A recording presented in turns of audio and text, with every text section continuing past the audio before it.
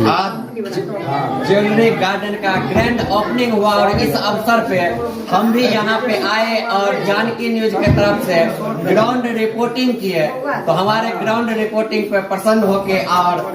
Guardian आदरणीय doctor साहब सौरभ भैया जी हमको उपहार स्वरूप आप देख रहे हैं कि उपहार दे रहे हैं और यह उपहार हम पाके अपने आप को कहे बहुत ही आह्लादित हो गए हैं। आप लोगों को भी कहेंगे, जितने जानकी न्यूज देख रहे हैं सबको कहेंगे, आज ज्वेलरी गार्डन का ग्रैंड ओपनिंग हुआ है। आप भी चाहते हैं कि आपको भी उपहार मिले तो आप ज्वेलरी गार्डन में आके और आपका अपने मनपसंद का ज्वेलरी यहाँ से परचेज कीजिए, आपको भी उपहार मिलेगा। जल्दी जल्दी इस वीडियो को शेयर कीजिए और आइए, आपको मेरे तरफ से जानकी न्यूज के तरफ से आपको आमंत्रण है, आके ज्वेलरी गार्डन से ही ज्वेलरी पसंद कीजिए ताकि आप अपने आप को ठगा हुआ